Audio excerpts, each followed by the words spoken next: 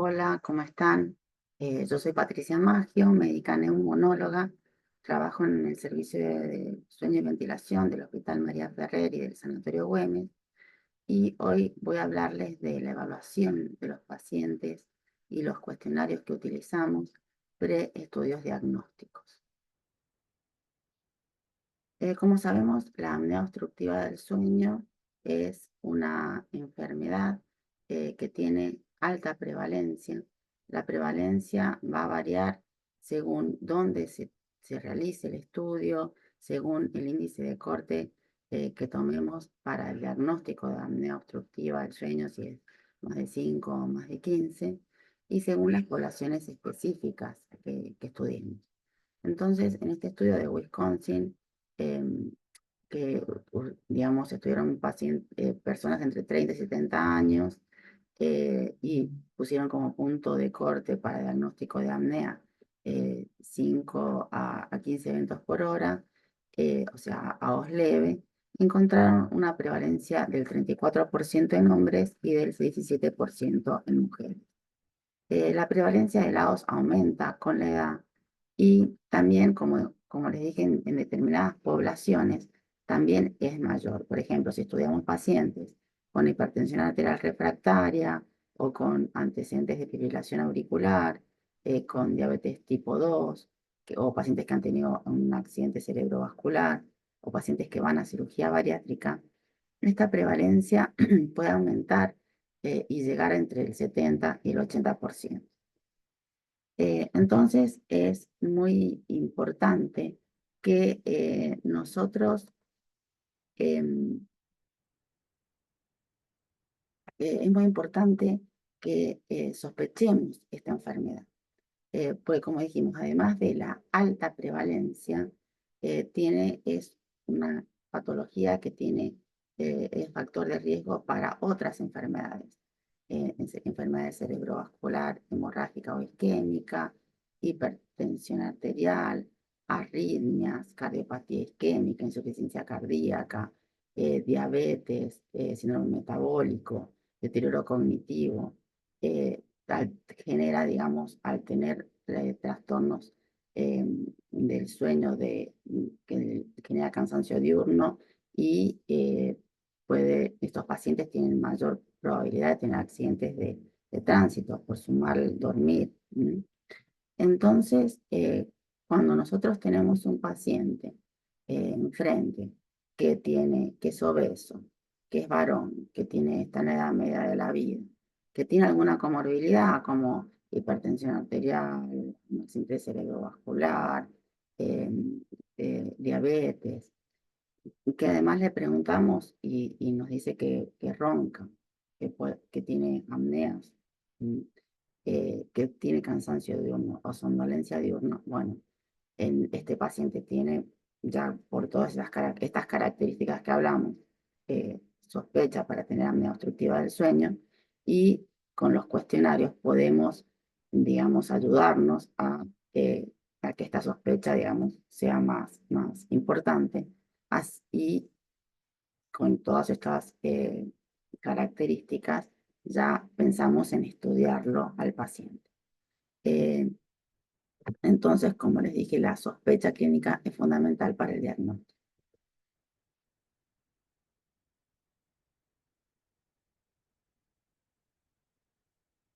Eh, Dentro del diagnóstico, entonces, la evaluación inicial va a constar de eh, la anamnesis, ahora que la vamos a ver más detallada, de la exploración física, de las pruebas complementarias y de los cuestionarios.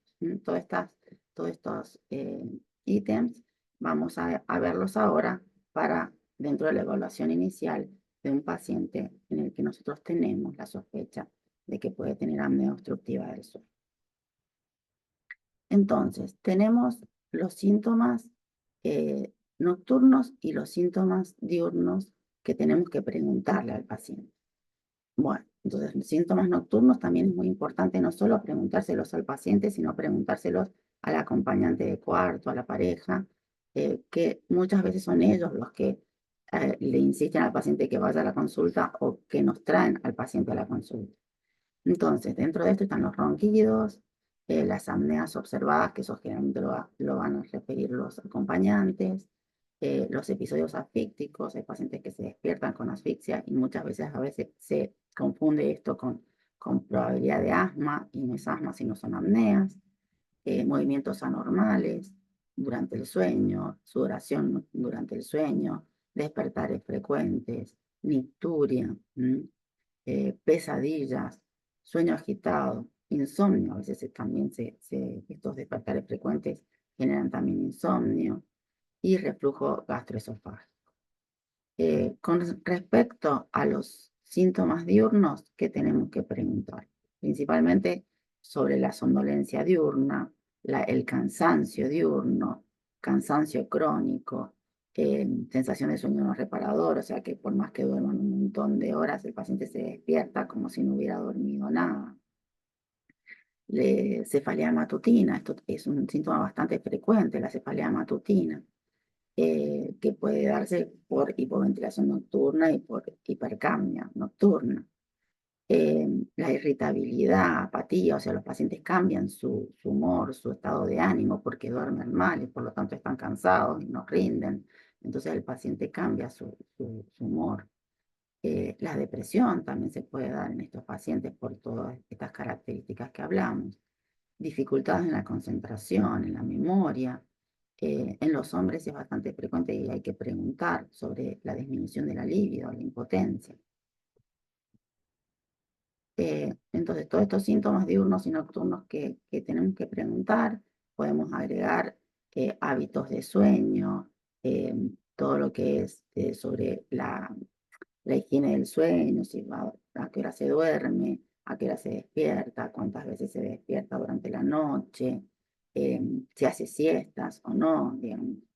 eh, si, bueno, como dijimos, si tiene sueño reparador o no, si además el paciente toma sedantes o alcohol, porque bueno, muchas veces el hecho este de despertarse varias veces, de tener sueño no reparador, etcétera, todavía se le agrega tener medicación sedante, entonces cosa que empeora totalmente la sintomatología y el cuadro. Si son tabaquistas, también esto genera edema en todo lo que es la vía aérea superior y puede empeorar las apneas del sueño. Y bueno, también tenemos que preguntar sobre antecedentes patológicos, eh, obesidad, hipertensión, diabetes, hipotiroidismo, accidentes cerebrovasculares, eh, etc. Eh, Luego vamos a lo que es la exploración física.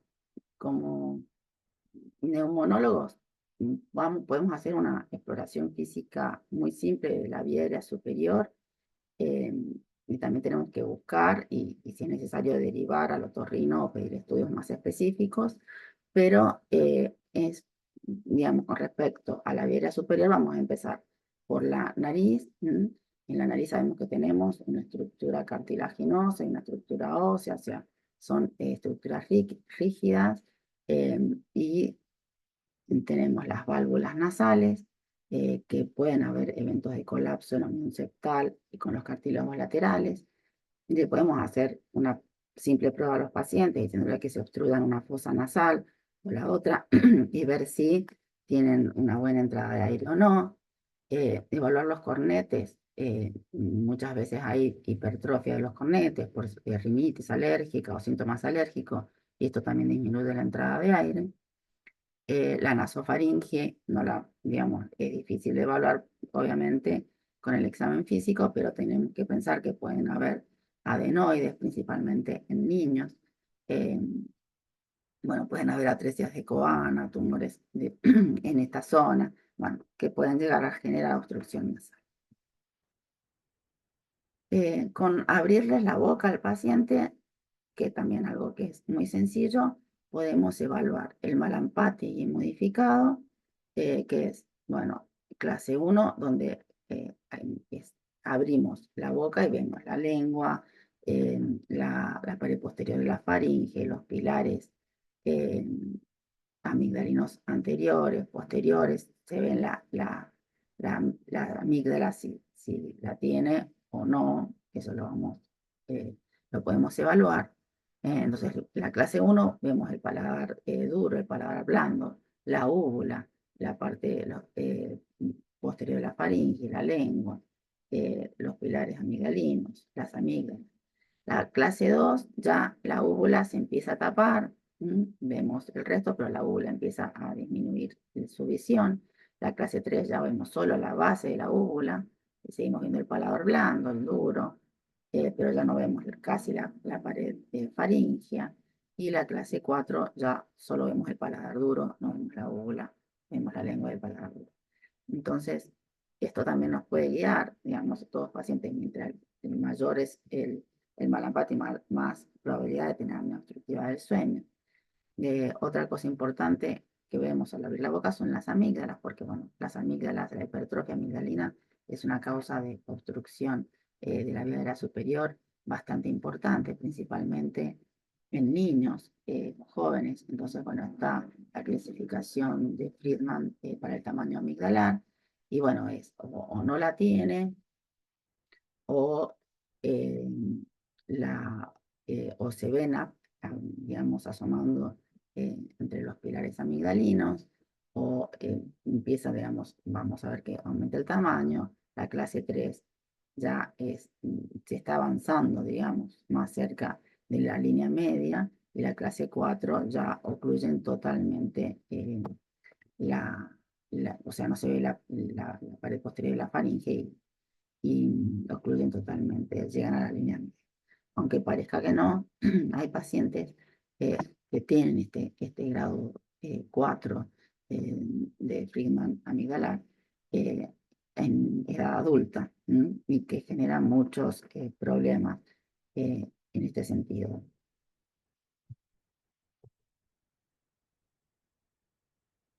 Bueno, siguiendo con la vía aérea superior, eh, ¿por qué es importante todo esto que hablamos? Porque, digamos, todo el aire que entra por la nasofaringe, orofaringe, hipofaringe, hasta llegar, digamos, a la vía aérea, va a tener disminución de la columna aérea si hay alteraciones tanto esqueléticas eh, de esta zona como a nivel de las partes blandas.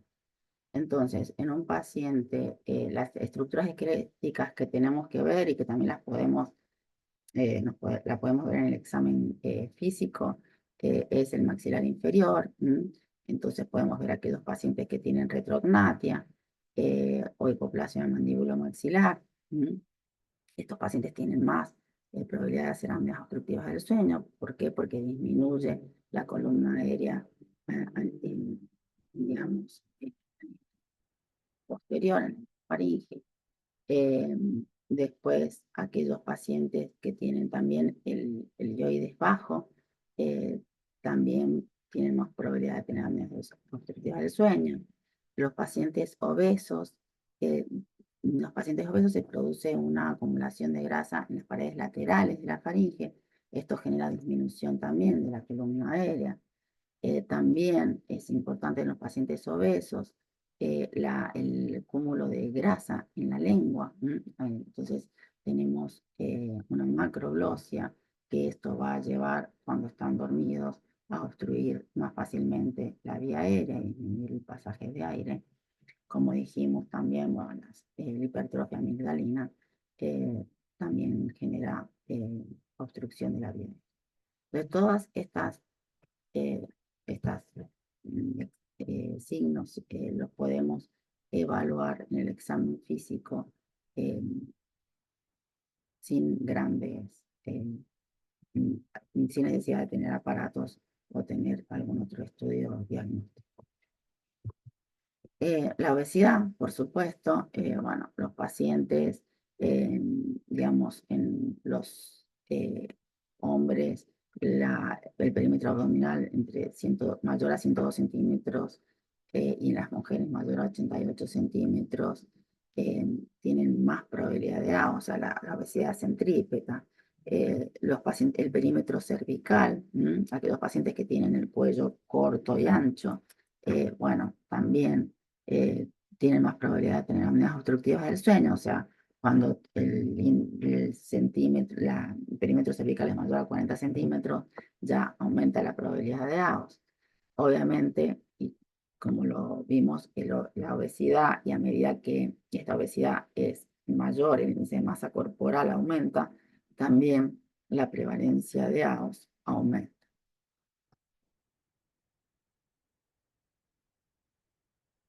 Bueno, después vamos a los exámenes complementarios que tenemos que realizar.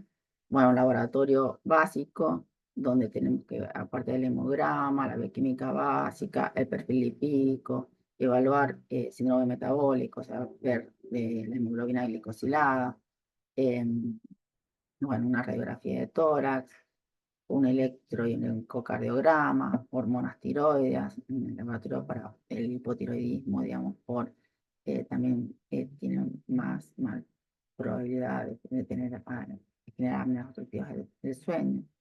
Em, Hay que evaluar también una espirometría, em, evaluar en algunos pacientes también una tomografía de macizo facial, si es necesario.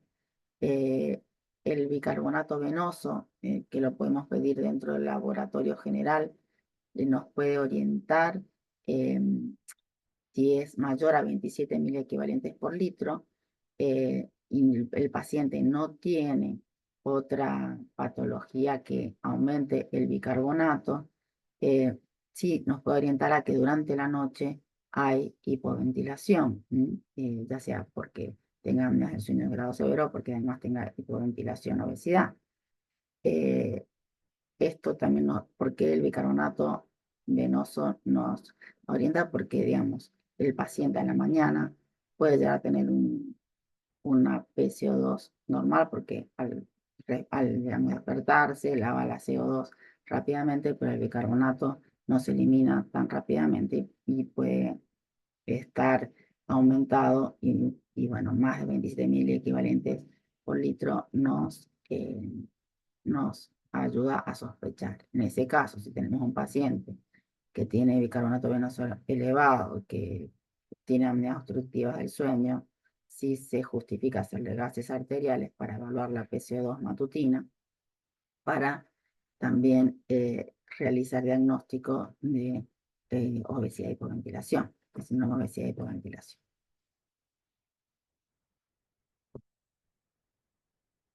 Bueno, y llegamos a los cuestionarios, donde el cuestionario sería ideal tener un cuestionario que tenga alta sensibilidad y también alta especificidad y que con el cuestionario podamos tener un diagnóstico certero de apnea obstructiva del sueño.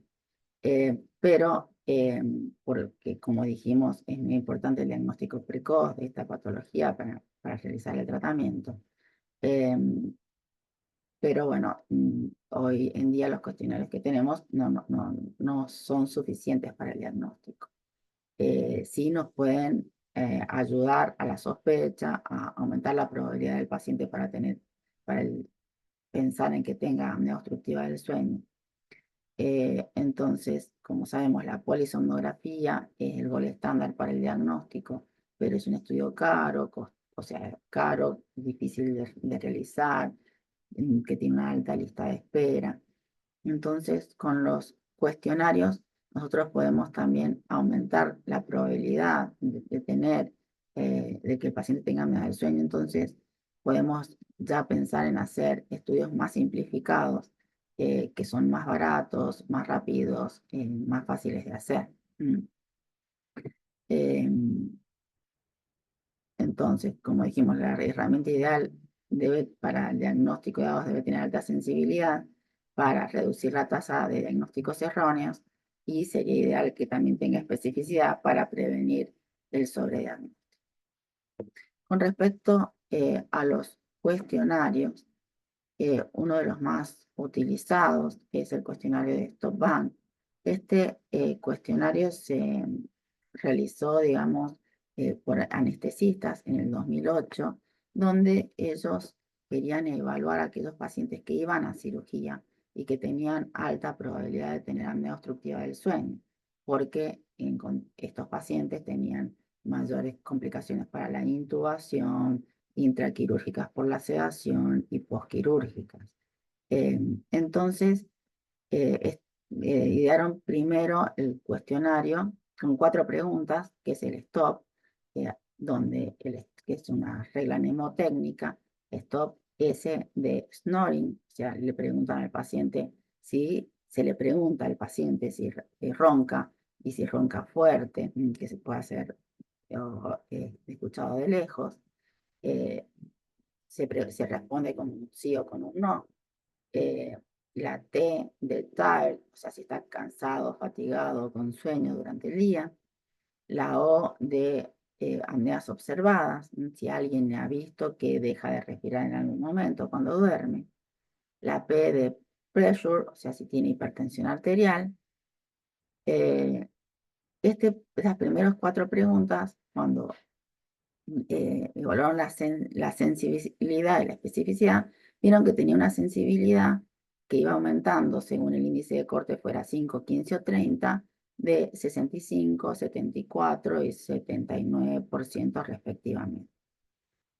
Cuando le agregaron las otras 4 preguntas del BANG, o sea, B del Body Mass Index mayor de 35, A de Age, o sea, la edad mayor de 50, N de neck, de la circunferencia del cuello, mayor de 40 centímetros, y G de gender, del sexo masculino o femenino, eh, encontraron que se le agregaba sensibilidad. Entonces, acá la sensibilidad aumentó, 83 para AOS leve, 92 para AOS moderado y 100% para AOS severo.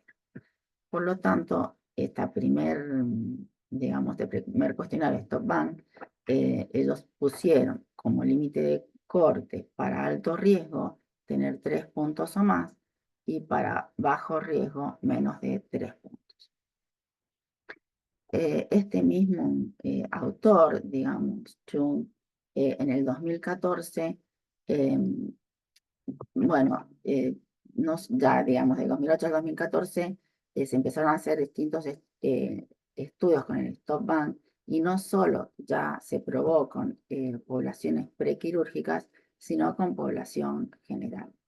Eh, entonces ya se empezó a usar para no solo población quirúrgica, sino para población, digamos, atención primaria. Y Chung intentó en el 2014 evaluar si podía mejorar la especificidad de este cuestionario, eh, teniendo 2 preguntas positivas del stop, de las preguntas stop, y agregándole, viendo cuál del BAN podían agregar y mejorar la especificidad. Ellos vieron que si le agregaban el Body Mass Index, la especificidad podía llegar a 85%, el perímetro del cuello 77%, el sexo masculino a 74%, pero bueno, mejoraban la especificidad en desmedro de la sensibilidad.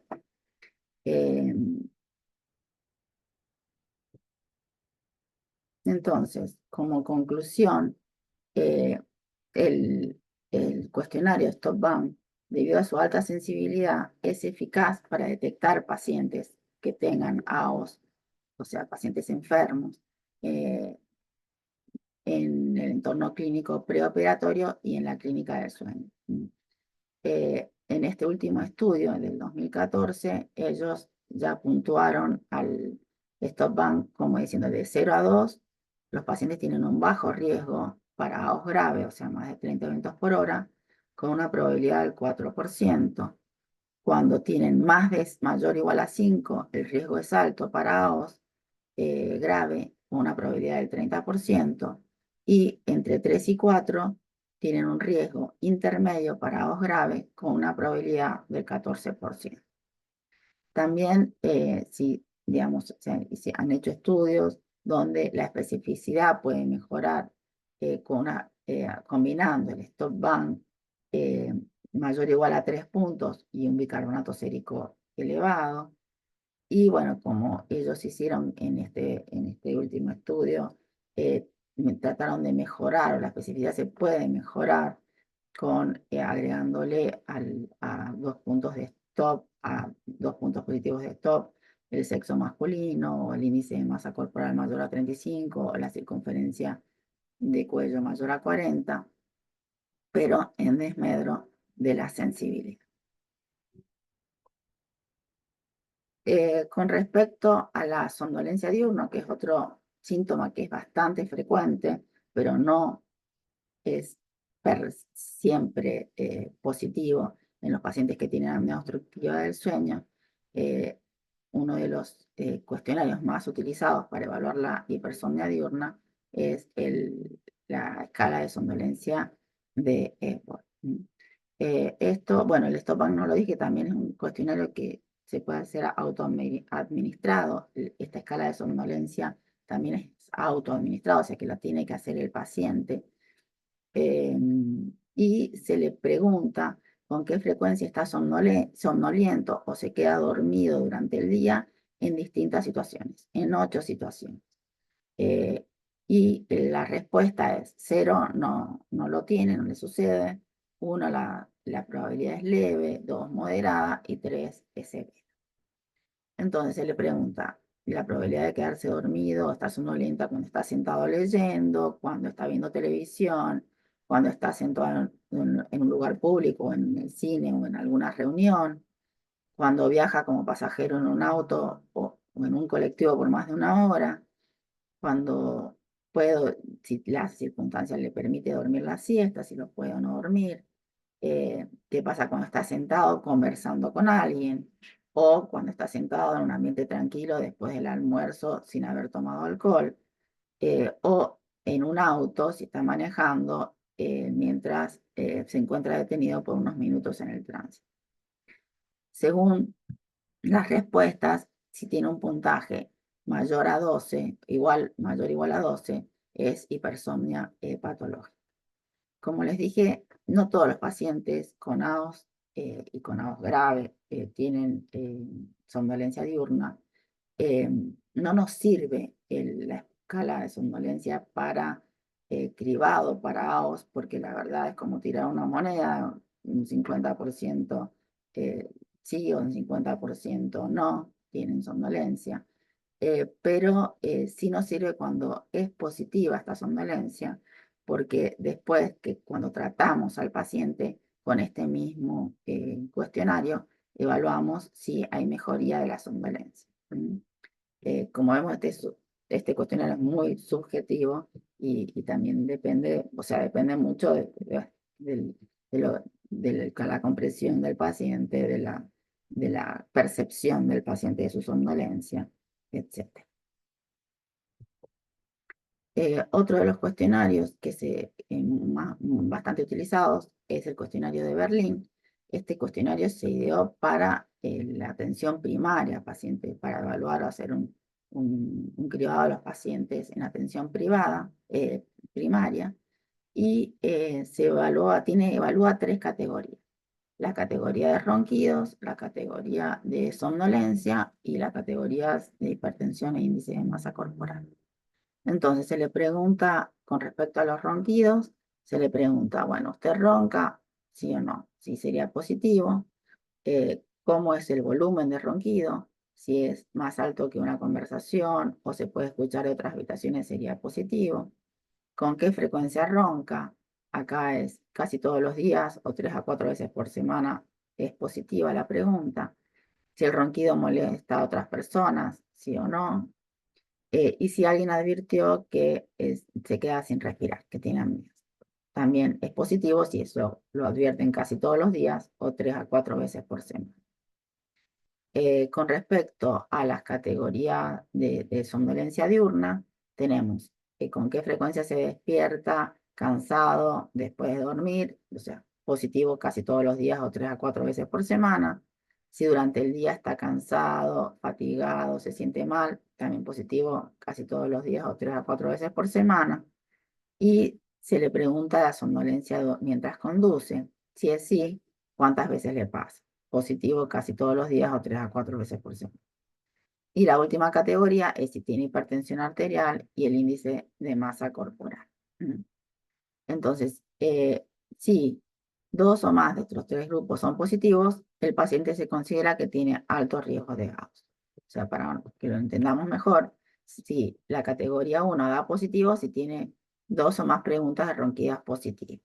La categoría 2 da positiva si tiene persistencia de la somnolencia diurna o somnolencia a conducir vehículos o ambos. La categoría 3 da positiva si tiene hipertensión arterial o tiene índice de masa corporal mayor a 30, mayor o igual a 30.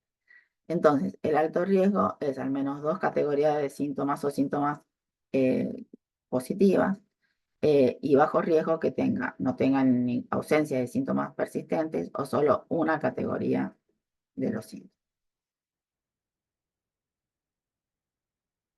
Entonces, bueno, dentro de estos 3 cuestionarios que hemos visto hasta ahora, el Epworth, el Berlin y el Stop Bang, vemos que tienen una sensibilidad, principalmente el Berlin y el Epworth y el Stop Bang, alta, pero con una baja especificidad. O sea, al tener baja especificidad, esto puede generarnos o tener mayor número de falsos positivos.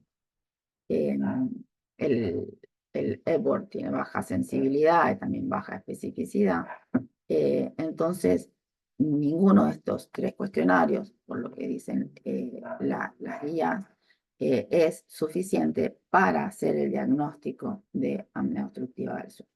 Sí, para la sospecha, para el cribado y por lo tanto ser más activos en estudiar a estos pacientes y también evaluar qué tipo de estudio le podamos realizar. Otros cuestionarios son el NONSAS y el NOAPNEA.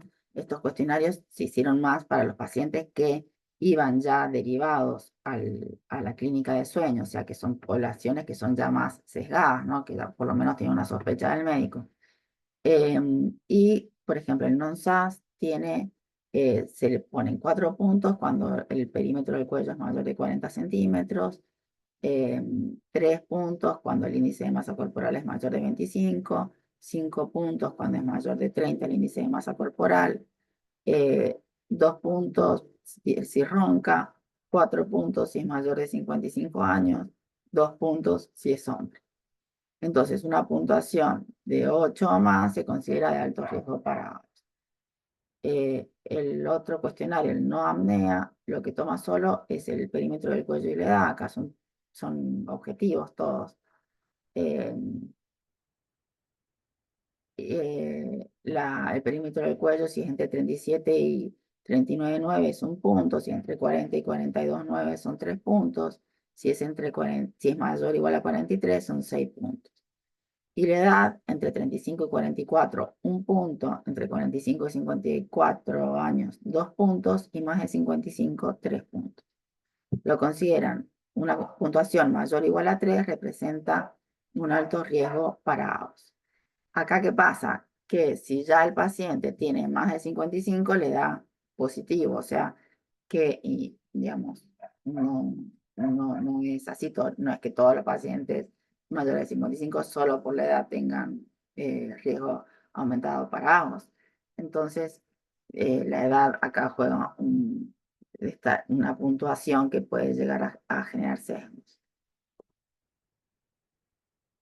En el 2020, un grupo brasilero generó o ideó este cuestionario llamado GOAL, donde tiene, digamos, cuestiones objetivas o preguntas objetivas y preguntas subjetivas como el ronquido, y también se responde no, sí o no, digamos, y ellos ven la edad, o sea, el género masculino 1, la obesidad más de 30 kilómetros cuadrados también 1, la edad mayor de 5 o igual a 50, 1, y si ronca o no 1. Si la puntuación es mayor o igual a 2, se considera de alto riesgo. En este artículo, que es del 2023, se evalúan estos cuestionarios, los más usados. Acá evalúan el GOL con el Stop Bang, el NONSAS y el NOAPNEA. y ellos ven que para un índice mayor de 15 o un índice mayor o igual a 30 eventos por hora, o sea, AOS moderado, a grave, se comportan con respecto a la sensibilidad y a la especificidad bastante parecidos todos estos cuestionarios. Eh, en todos el valor predictivo positivo, el valor predictivo negativo, o sea, que el GOL con respecto a los otros que ya venían siendo estudiados de antes, son adecuados, digamos, todos estos cuestionarios para el screening de AOS en la atención primaria de la salud. También se estudió el GOL con respecto a los otros cuestionarios. Acá le agregan el NUNSAS, el Stop Bank, la escala de somnolencia de Epworth y el Berlín, en pacientes mayores de 60 años. Y también encuentran que la sensibilidad, digamos, como vimos en los otros, aumenta a medida que el índice de corte es mayor, o sea, mayor de 15, mayor de 30. eh, Todos tienen una sensibilidad alta, excepto el Epworth. La especificidad, digamos, disminuye. eh, pero entonces, como conclusión, digamos, la sospecha para OS en estos cuestionarios con pacientes mayores de 60 años digamos, valiosa y es semejante, o sea, uno a otro. Y ellos lo que sostienen es que sería conveniente usarlos en forma combinada, más que nada en pacientes que tienen difícil acceso al diagnóstico por estudios de sueño. En este mismo estudio vieron, bueno, el área bajo la curva, que si es más cercana a 1 indica mayor precisión diagnóstico del cuestionario, donde también compararon el SINAPNEA, el Stop Bank, el NONSAS, el GOL y todos fueron cercanos a 0,8, o sea que tienen un buen valor predictivo para OS y son adecuados para utilizarlos en la atención primaria de la salud. O sea, los cuestionarios, tanto como el examen físico, son muy importantes en el médico de atención primaria de la salud para que ayude a la sospecha, o sea, sospecharlo, digamos, con el cuestionario, confirmar esa sospecha y de ahí empezar a estudiar el paciente y ver cómo estudiarlo para que esto sea, para que el diagnóstico llegue lo más rápido posible, así podemos tratarlo. Entonces, como conclusiones, entonces, al ser la apnea obstructiva una enfermedad muy prevalente y con una morbilidad importante, bueno, es muy importante que los cuestionarios de detección tengan una alta sensibilidad para reducir los falsos negativos. Eh, Tanto el GOL, el NOMNEA, el Stop Bank, el NONSAS tienen mayor sensibilidad a medida que aumenta el índice de apnea y hipopnea, o sea, que son más sensibles cuando el índice de apnea y hipopnea es mayor de 30, son más sensibles para detectar pacientes severos. Eh, la especificidad disminuye en estos, a medida que aumenta la sensibilidad, disminuye la especificidad, lo que puede provocar entonces falsos positivos. Y por lo tanto, los cuestionarios no son suficientes para hacer el diagnóstico y es necesario las pruebas diagnósticas. El Stop Bank es confiable para menos de 2, digamos, es confiable para excluir el AOS moderado o grave. Y bueno, y ya debido a su alta sensibilidad y al haber sido probado en tanto pacientes prequirúrgicos como población general, sirve para screening de ambas poblaciones. Entonces, finalmente, el diagnóstico lo dan las pruebas diagnósticas. Los cuestionarios de cribado nos guían para seleccionar aquellos pacientes de alto riesgo a los que debemos estudiar primero y además evaluar quiénes son factibles para realizar pruebas simplificadas y llegar antes al diagnóstico con menos costos. Y por supuesto, lo primordial es la sospecha clínica. Si nosotros no lo sospechamos, no lo buscamos, tampoco lo vamos a encontrar. Bueno, espero que haya sido clara. Cualquier cosa o duda, me escriben al mail y, y les contestaré. Muchas gracias. Hasta luego.